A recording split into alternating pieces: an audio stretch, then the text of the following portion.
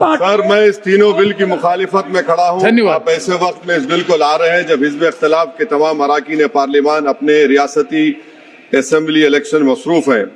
یہ حکومت پیغام یہ دینا چاہتی ہے کہ اپنی وحشی اکثریت سے قانون بنائیں گے.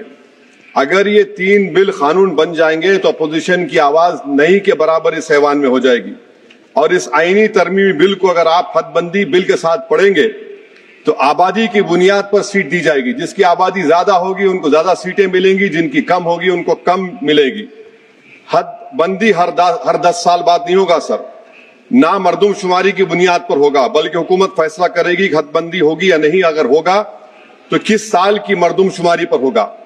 سر میں علاقہ واریت کو نہیں مانتا, نہ اس کو فروغ دیتا ہوں, مگر ہماری آئین کی تمہید میں فریٹرنیٹی کا لفظ لکھا گیا, بھائی چارگی کا. یہ بہت اہم ہے ہمارے ملک کی اتحاد اور سالمیت کو مضبوط کرنے کا. یہ تینوں بل اس فریٹرنیٹی کے برعکس کا پیغام دیتے ہیں اور کام کریں گے.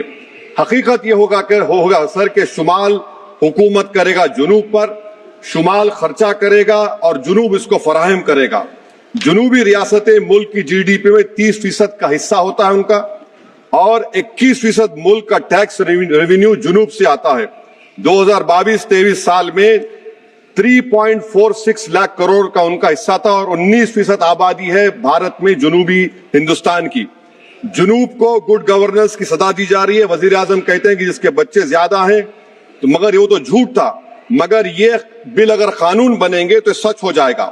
سر اگر آپ 6 ریاستوں کو, بہار, مدھیہ پردیش, یوپی, راجستھان, گجرات اور ہریانہ کو ملا لے, یہاں پر سیٹ ہوں گی 392, اور صرف 34 سیٹ کی ضرورت پڑے گی حکومت بنانے کے لیے. ایک کانفرنس کی مالی امداد حکومت میں کی, اس کانفرنس میں کسی نے اٹھ کر کہا کہ کیسے ہم آئینی ہندو راشٹر کو حاصل کریں گے. اب پتا چل رہا ہے کہ غیر بی جے پی پارٹیوں کے نمائندگی کو ڈائلیوٹ کرنے سے ہی آپ ایک آئینی ہندو راشٹر بنانا چاہتے ہیں, تاکہ یو سی سی, لینڈ جہاد, ہندی کو لازمی کر دینا, بلڈوزر کو آئینی تحفظ دینا. سر ڈبل انجن کا سرکار, ڈبل انجن سرکار کیا ہے؟ جادو, اس کا جادو یہ ہے کہ انجن شمال کا ہوگا اور طاقت جنوب سے آئے گی. سر نتیجہ یہ ہوگا کہ جنوبی ہند کے تمام ریاستیں اپنی آبادی بڑھانے کا کام شروع کر دیں گی.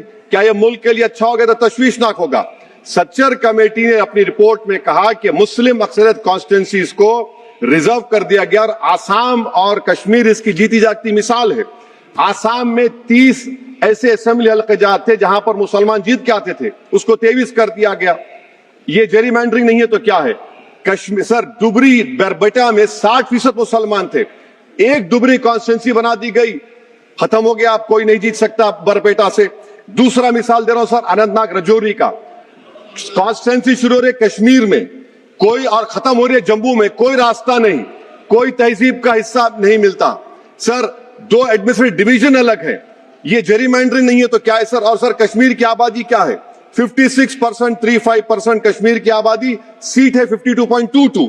جموں کی آبادی ہے 43.65, سیٹ میں 47.78. یہ جیری مینڈرنگ ہے تو نہیں ہے تو کیا یہی ہوگا؟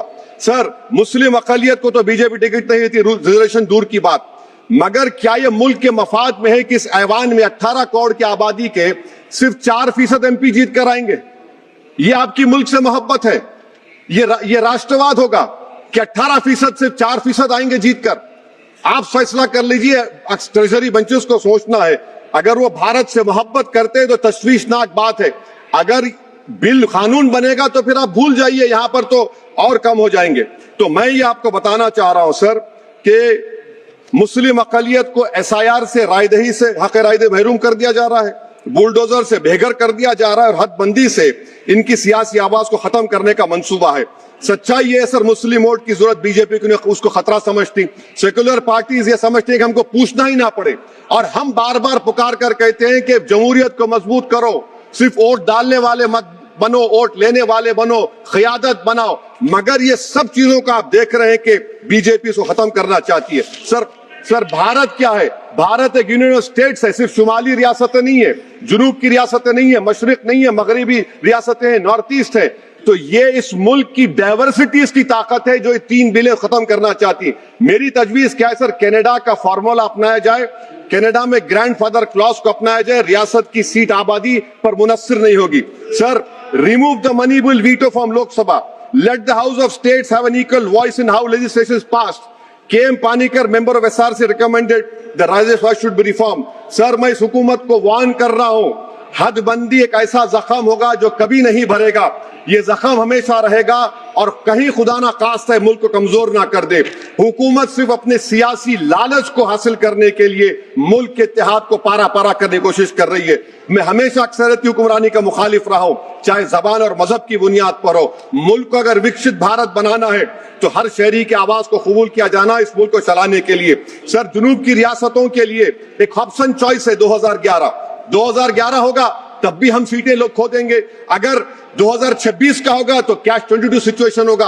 तो मैं हुकूमत से अपील करता हूं आपके जरिए से कि हमारे वजीर आला ने जो तजवीज पेश की रेवंत रेड्डी ने कि हाइब्रिड मॉडल 2 क्या है, वो 40% की सीटें आबादी पर, 40% इकोनॉमिक परफॉर्मेंस पर और 20% फेडरल बैलेंस को. मैं हुकूमत से ये डिमांड करता हूं कि मुसलमानों को, ओबीसी को और जुनूबी रियासतों को एलिनेट मत करिए, ये मुल्क के मफाद में नहीं है. सर, वजीर दाखिला अमित शाह ने अपने इंटरवेंशन में कहा कि तेलंगाना में 25 सीट होंगी. मैं हुकूमत से अपील कर रहा हूं, अगर आप वाकई में सच्चे हैं तो मैंने एक अमेंडमेंट मूव किया क्लॉज 3 बिल में कि I have given amendment provided nothing shall be done to affect the proportional representation enjoyed by each state as such proportion exist in the 70 house of people. आप support कर दीजिए उसको. देखिए sir, अगर कोई मंत्री यहां पर कुछ बोलता है तो मैं, अगर वादा पूरा नहीं होता तो मैं ब्रीच ऑफ प्रिविलेज डालूंगा. मगर कानून की बात हो रही है, आप लिखते क्यों नहीं कानून में? Write it in the bill that 50% would be there. आप नहीं लिखना चाह रहे. आप बोल रहे कि मेरी बात का भरोसा करो कि कौन जिया तेरे जुल्फ के शहर होने तक, हम तो खाक हो जाएंगे तुमको कब्र होने तक. सर और आप एक बता रहा हूं सर, ये गवर्नमेंट क्यों ला रही है? ये इसलिए ला रही है कि, सुन लीजिए, the most important and effective step would be to bury and deep for all the talk of a federal structure of our country, constitution declare one country, one state, one legislature, one executive. ये किसने कहा? bunch of thoughts में mister गोलवाकर ने.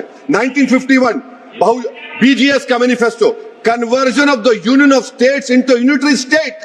This is what is happening now with these 3 bills. Now please so, I am concluding, sir. I am concluding that can this whole proceedings are being watched by the Muslim women who were raped in Muzaffarnagar. Will they feel happy about it? Bilqis Bano is watching this. Has Bilqis Bano got justice? Zakia Jafri's family is watching this. Have they got justice? No. Please. That is why I conclude, sir, by reciting the share of what Rahat Indori said about this government. जहां से गुजरो धुआं बिछा दो, जहां से गुजरो धुआं बिछा दो, जहां भी पहुंचो धमाल कर दो. तुम्हें सियासत ने हक दिया है, हरी जमीन को लाल कर दो. अपील भी तुम, दलील भी तुम, गवाह भी तुम, वकील भी तुम. जिसे भी चाहो हराम कह दो, जिसे ही चाहो हलाल कर दो. मैं वार्न कर रहा हूं सर, आपके पास मेजॉरिटी नहीं है, ये मत करिए, मुल्क को कमजोर करने की हरकत होगी. शुक्रिया सर.